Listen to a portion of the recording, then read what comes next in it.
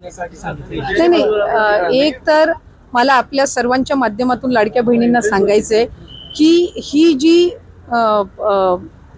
शासन निर्णय जो आम्ही लाडक्या बहिणीचा निर्गमित केला याच्यामध्ये आम्ही कुठलाही बदल केलेला नाहीये।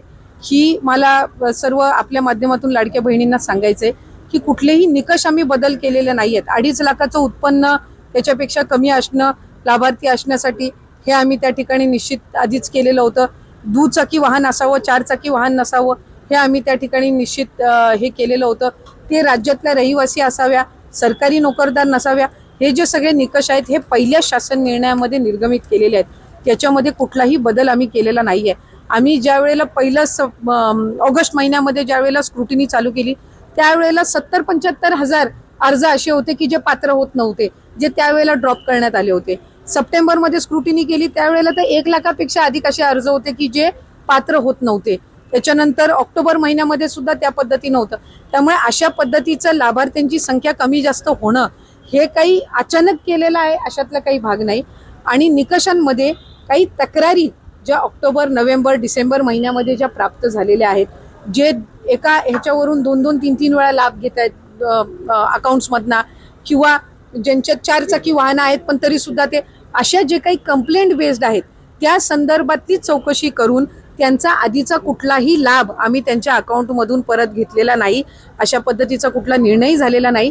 फक्त क्रॉस व्हेरिफिकेशन मध्ये जे पात्र ठरत नाहीयेत त्यांना त्या महिन्यापासूनचा लाभ हा बंद करण्याच्या दृष्टिकोनातून आम्ही त्या ठिकाणी ही पावलं उचललेली आहेत। आपण असल्या प्रकारची कुठलीही स्क्रुटिनी न करता आम्ही असल्या प्रकारची मी आपल्याला त्या संदर्भातली माहिती ही मगाशी सुद्धा दिली की आम्ही ऑगस्ट महिन्यामध्ये ज्या वेळेला आम्ही स्क्रुटिनी करायला सुरुवात केली त्याही वेळेला 77 हजारपेक्षा अधिक महिला या अपात्र झालेल्या होत्या। ऑगस्ट महिन्यामध्ये, सप्टेंबर मध्ये केली त्याही वेळेला 1 लाखापेक्षा झाल्या होत्या। ही एक कंटिन्युअस प्रोसेस आहे, ही काही निवडणुकीनंतर चालू केलेली नाही। इन्कम टॅक्स आणि आरटीओच्या माध्यमातून जशी स्क्रुटिनी करताय कडक, अशी त्या काळात न करता सरसकट लाभ दिले। त्या काळामध्ये दादा असतील, देवेंद्र फडणवीस असतील, एकनाथ शिंदे साहेब असतील, हे सांगत होते की कुठलीही महिला त्यापासून वंचित राहणार नाही। प्रत्यक्षात आता मात्र सरकार स्क्रुटिनी आणि जास्तीत जास्त महिला, मला असं वाटतंय की काही विरोधक आणि काही माध्यम अशा पद्धतीचा अपप्रचार करत आहेत। या आधी सुद्धा 2-2.5 लाखापेक्षा अधिक महिला ज्या निकषामध्ये बसत नव्हत्या त्या अपात्र झालेल्या आहेत, पण त्यावेळेला त्या संदर्भातली दुर्दैवानी माहिती ही त्या ठिकाणी माध्यमांकडून दिली गेली नाही। आता ती योजना यशस्वी झाल्यानंतर या संदर्भातला एक अपप्रचार केला जातोय की आताच ही स्क्रुटिनी चालू केली आहे। ऑक्टोबर मध्ये पण झालेली आहे, डिसेंबर मध्ये पण झालेली आहे।